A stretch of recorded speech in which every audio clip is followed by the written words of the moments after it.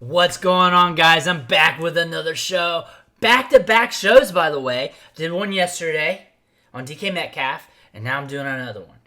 But before I dig in here, like always, you need to hit subscribe. You need to ring the bell so you don't miss the episode. And I need to build this following along. So when I share this on Twitter, when I share this on Instagram, wherever else, you need to be sharing that as well. You need to be showing this to your friends. We need to build this community, this following. That way I can continue to do the shows. Because if no one's watching, then it's not going to be worth me doing. A couple videos hit a little bit. Some of them were snooze fest, it looks like, from the follower account. But we can do better. Hit that like button. Leave a couple comments even. Let's engage. Let's have some friends. Maybe, if you leave a comment, and you have a topic you want me to talk about, fantasy football-wise, or it could be off target. Who knows? Maybe you want me to talk about Oreos. I'm very knowledgeable at that. But whatever, if you drop that in the comments and it sounds solid, I feel like I can drop 10 minutes of gold on it, I will do it. But let's dig into this. And I'm going to make this one short and sweet. And I'm going to be talking about James Robinson, who has been the waiver wire phenom in regular fantasy football leagues and has been pretty much dynasty too. Like, not many people was really talking about drafting him 4th, 5th round rookie drafts. However, I mean, there was some people. He was picked up in leagues. It just wasn't like an exciting thing because you have Fournette's there. You don't know, undrafted pick, all that stuff. Guy from Illinois State, small school prospect. A lot of good stuff from him. A lot of good prospect profile. But small school, undrafted, those type guys, they're a little wishy-washy. We get those every year. And we wish for that year that we get one that hits. And we got it. And it's exciting. It's an exciting thing. I don't think there's anybody out there that's not really a fan of what James Robinson's doing. I don't think there's really any James Robinson haters. There may be some guys that are maybe salty that they didn't get to pick him up off the waiver wire or draft him or whatever, or they weren't on to him soon enough. I wish I was on to him sooner. I wish I was a little bit more aggressive personally, but I was able to pick up some shares late. I was very aggressive that last week, 2 weeks, where Fournette was gone and we didn't know. I was very aggressive there in my final best ball drafts, so I do have a lot of stock in him, which is very exciting for me. Dynasty-wise, I have some. I wish I had more. I am a big fan of his skill set. When I watch him play, he looks good. He looks good enough to be one of the top backs in the league. He is good enough to get it done. He has the size at 5'9", 219 to run between the tackles. Not overly fast. 4.64 40-yard dash. You can see that on film. He's not a burner, but still enough speed to pull away. But he has that 92nd percentile burst score that allows him to get through the line of scrimmage and into the second level of the defense. Most plays are within 10 yards anyways for running back. So as long as he can scoot into that second level when he sees the hole, it's all good. He's also playing on a team where you got DJ Chark stretching the field when he's healthy. He was out week 2, but when he's healthy. Gardner Minshew, everybody loves him at quarterback except for after last week. That's how it is. Everyone's up and down. It's not a long-term game anymore. But Gardner Minshew looks to be the truth going in there. Laviska Shenault. So this Jaguars team is very interesting to say the least. They're on the come up, but still rebuilding and retooling and punting. I don't know if they know what they're doing or what they want to do, but they're retooling, rebuilding, punting, pretty good. They got a lot of good young pieces there, and it's going to be interesting how the rest of the season for them plays out. I think no matter what you do with James Robinson at this point, whether you sell him for a first round rookie pick, and that's where he's going for in a lot of leagues in the market. If you can buy him for less, do it. Pull the trigger. If you can buy him for a second, go ahead. Because there are accounts where he's being sold for a first round pick. If you sold him for a first round pick, good on you. You just got a free first-round pick off a guy that you picked off the waiver wire. You can't beat that. If you hold him, nothing wrong with that either, because you're going to enjoy the production in your lineup for out the season. This is COVID football, so we don't know how long he'll remain healthy. We don't know.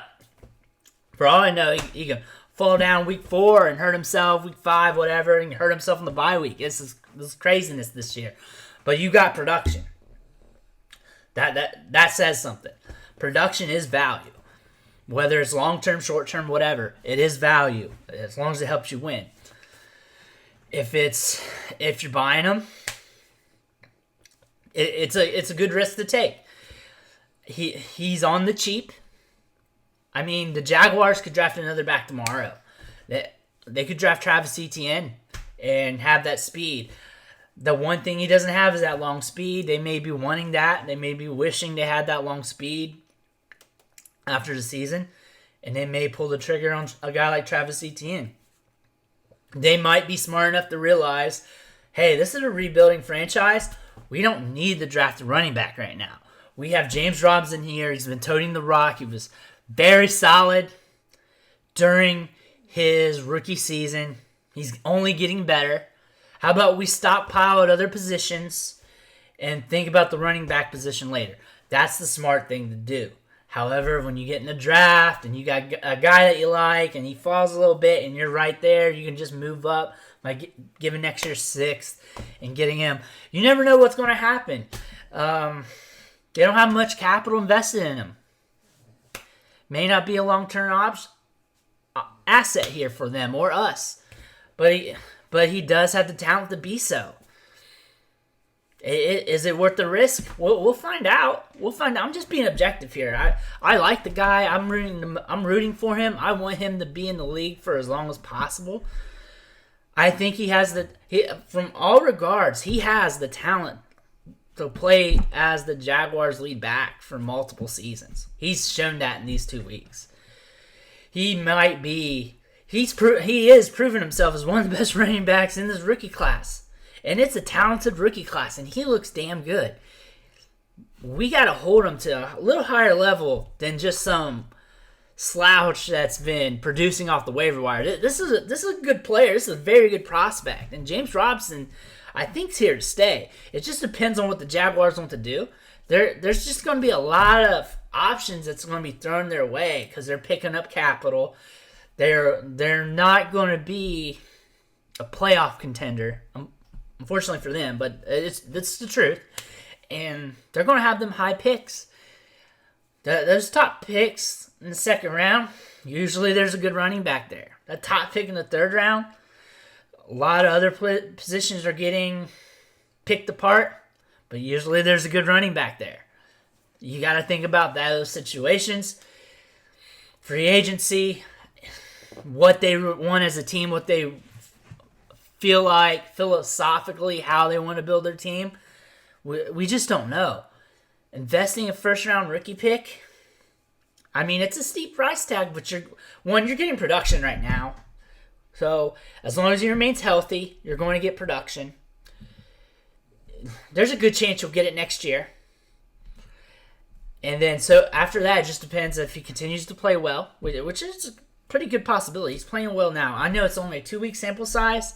You can't really go all in on that. But if he continues, that price tag's only going up.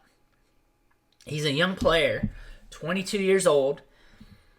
He's got many years to play in the league. We've had undrafted free agents hit and stay for years. It's happened before. And matter of fact, at the running back position, we're due a back like that. Why not James Robinson? He's a good player. Why not? I mean, he could go sideways on us, but sometimes you got to take gambles with those first-round picks. I like hoarding first-round picks, so if I had them and I sold them,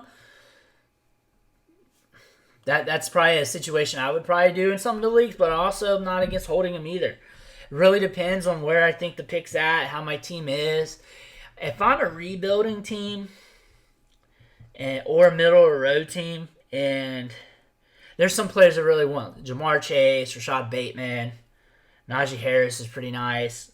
Travis Etienne, Chuba Hubbard. I mean, it's a good rookie class next year.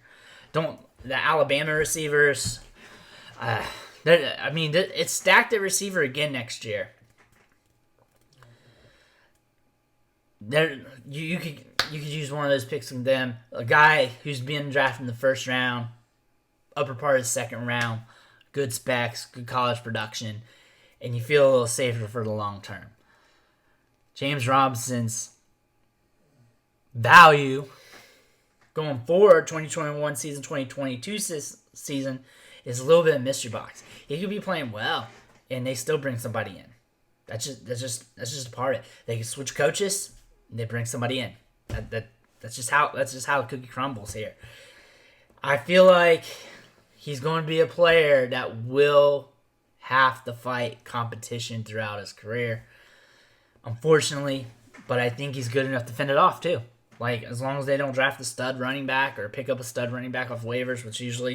But as of right now, as we've seen these running backs get signed, that's not happening anymore. He was good enough to fend off Leonard Fournette.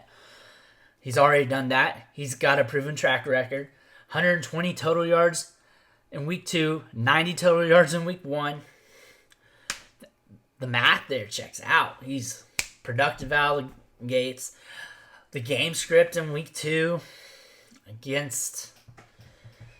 game script in week 2 wasn't very favorable for him, and it still turned out his way. Balled out in the Thursday night game week 3, even though they're playing behind against the Dolphins. And he's a good player. He's put up 3 solid weeks already. It's probably going to continue to happen. I'm a big fan of James Robinson. I like what he's been putting together on tape. He looks good. He looks smooth. He's very smooth in the open field. He's a bowling ball when he gets downfield. He'll run through guys' faces. He finds the hole quickly and gets to it and through it. Bare bones, bare basic. He's all business, lunch pail, running back. Kind of old school, too. Has good feet, too. Moves laterally well, but doesn't dance too much. Just... your bare-nosed, hard-nosed, physical running back who gets it done. Takes what gives him and then gets a little more. And he excels at that. James Robinson is a guy we just need to appreciate. It's going to be hard for us to get him in trades and dynasty and redraft and all that. His value is going to go up throughout the season. We have to make decisions as we go. We may want to sell. We may need to sell. We may have to figure that out. Really depends on team situations, what draft picks you're getting. Like, I would want a mid to high-end first-round rookie pick for sure. Late first-round pick too, but there's also a risk that he's here for a long time. That's there. You don't know what the latter part of the first-round rookie drafts are going to look like. We've came in October, November before, and these drafts look banging. Then we get to the rookie drafts. The 106, 107, 108, 109, 110 are just horrendous. You may get some hits in between there, but it's nothing to write home about. And it's when you got a running back already that's hitting on production, you may want to keep him. So we're just going to have some come to Jesus moments here with James Robinson. But he's a good player. We need to enjoy the ride while we got it. Hopefully it's a long ride. I like him. I'm a big fan of his. And if anything, he's a player that I'm going to be rooting for. You always got to root for them small school prospects who get the opportunity to hit and they excel. I'm a big fan of those guys. Jeff Janis, all kinds of wide receivers. Charles Johnson, a running back like this is just right up my alley. So, yes, I am a James Robinson guy. Well, thank you guys for listening to the show. Before you head out, remember, hit subscribe, ring the bell so you get them notifications. Give me a thumbs up. Thumbs up. If you have a second account, watch again on that account. Give me another thumbs up. When you see this post on Twitter, share it. Share. We need to spread the word. Bruce has a show. It's good. It's solid. It's upbeat. I'm not some guy who stands out right here and just talks like a robot about starts and sits and whatever. This is entertaining. I know it is. And this show's going to go off. A year from now, you're going to wish you subscribed early so you can say that you were in on the bottom level. Because a year from now, when I'm thousands and thousands of subscribers, you can tell everybody, hey, I was on the Bruce early. I've been following him ever since I've been writing for DynastyLeagueFootball.com, following him on Twitter, watching his videos, all this stuff. And then I just knew that YouTube channel was gonna hit because it was entertaining and it was knowledgeable. And again, the more you guys subscribe, the more you guys view, the more you guys share, the more reason I have to upgrade my equipment and get you guys better quality. And then the more reason I have to do better shows, and more shows too. And then filter some of my content towards the question you guys ask in the chats, comments, whatever. Again, thank you guys for watching, and I'll be back with you with the next video.